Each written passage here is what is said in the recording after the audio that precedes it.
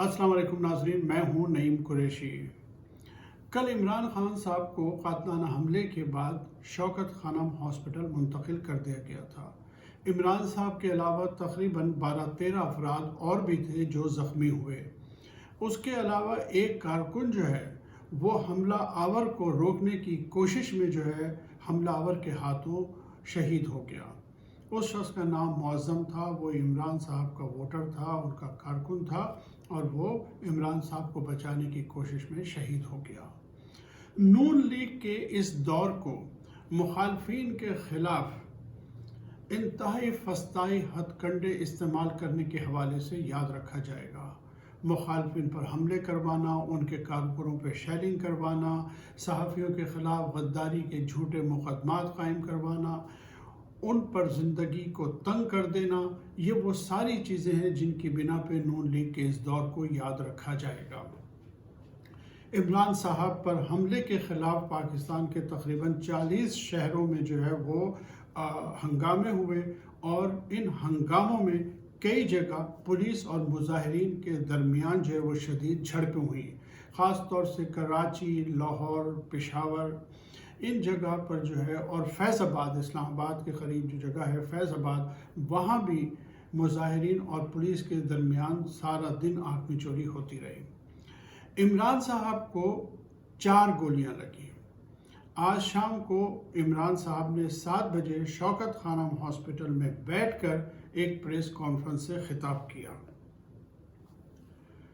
Press conference سے پہلے شوکت خانم کے ڈاکٹر فیصل جو کہ معالج ہیں عمران صاحب کے، انہوں نے جو پریس کے لوگ تھے ان کو ایک بریفنگ دی عمران صاحب پر حملے کے حوالے سے۔ انہوں نے بتایا کہ انہیں کس جگہ اور کس اینگل سے گولیاں لگی ہیں۔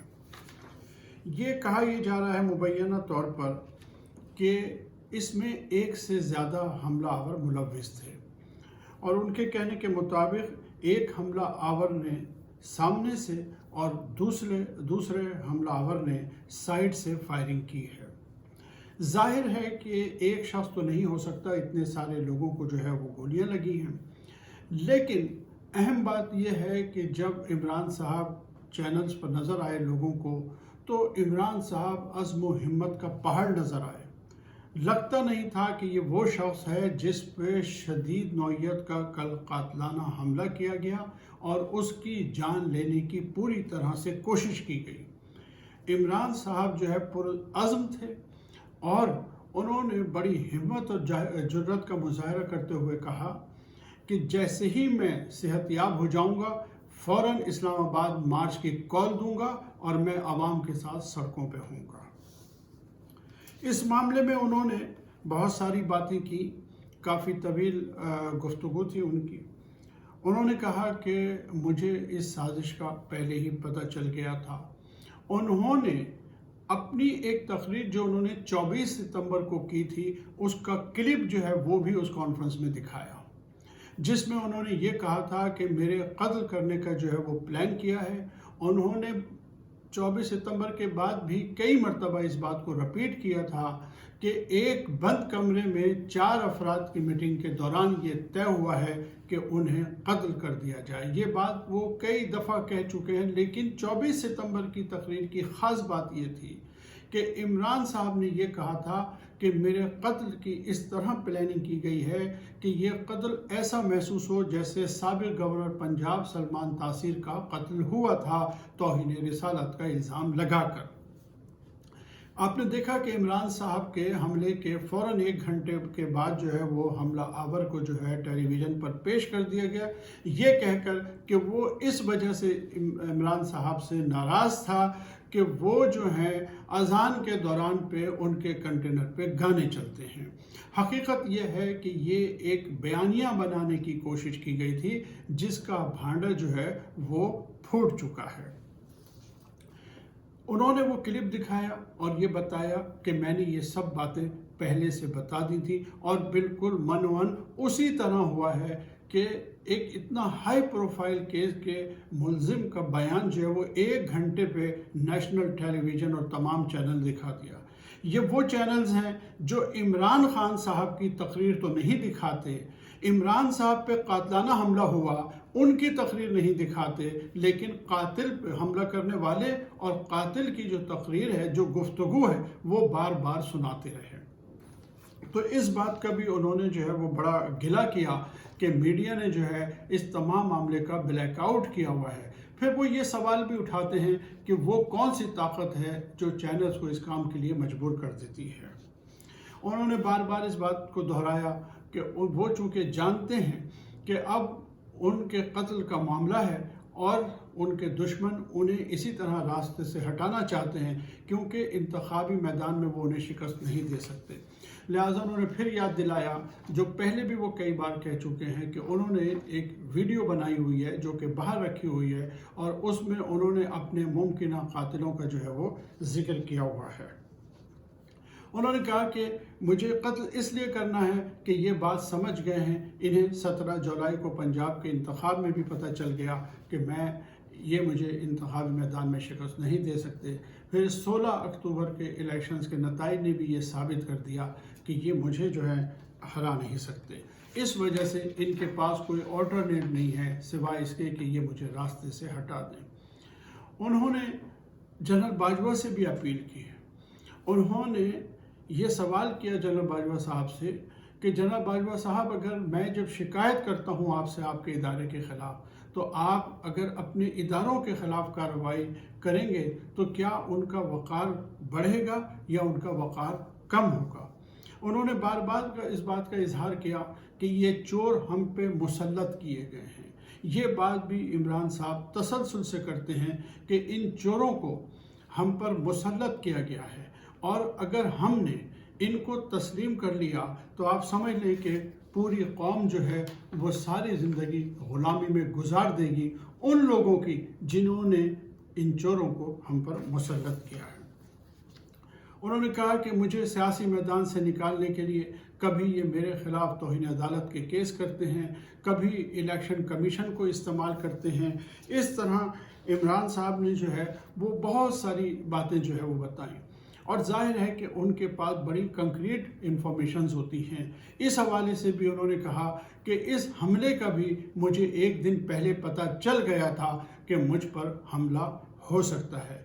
उन्होंने कहा कि मुझे पाकिस्तान के इदारों से, मुझे पाकिस्तान की एजेंसीज से ये बात बताई जाती है। उन्होंने कहा कि इन इदारों में बड़े लोगों की ऐसी तादाद है जो इस बात से इत्तफाक नहीं करते कि इस वक्त पाकिस्तान के साथ जो कुछ भी किया जा रहा है वो उनको समझ नहीं आता, वो इससे इत्तफाक नहीं करते।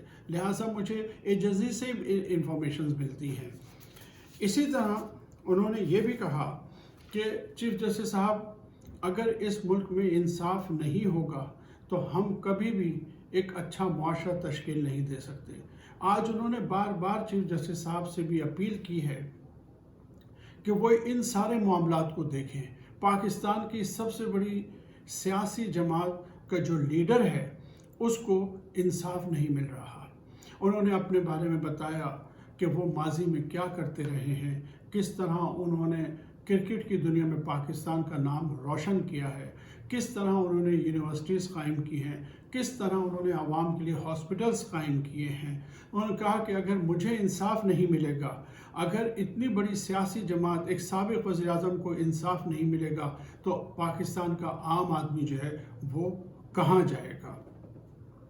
इमरान साहब की गुफ्तगू का लब्ब-ए-लुबाब आखिर में ये था कि वो इशराफिया के ख़िलाफ़, इन माफियाज़ के ख़िलाफ़, इवन एस्टेब्लिशमेंट के ख़िलाफ़ भी अपनी जद्दोजहद जारी रखेंगे।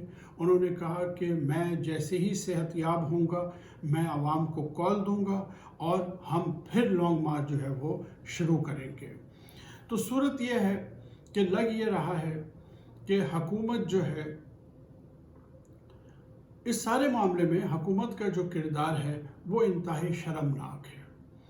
हुकूमत के तमाम वज़रा जो हैं इस मामले को संजीदा लेने के बजाय वो जवाबन इमरान खान साहब पे इल्ज़ामात लगा रहे हैं।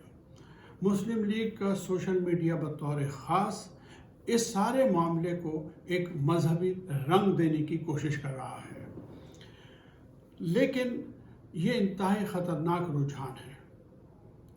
लेकिन इसका नतीजा क्या होगा, اس کا نتیجہ یہ ہوگا کہ عمران صاحب کی ذات سے ایک فائدہ یہ بھی پہنچے گا کہ پاکستان میں جو یہ مذہبی کارڈ جو ہے استعمال ہوتا ہے اس کا استعمال بھی بند ہو جائے گا، کیونکہ پاکستان کے عوام عمران صاحب کے خلاف اس قسم کی بیہودہ کمپین کو کبھی بھی ایکسیپٹ نہیں کر سکے۔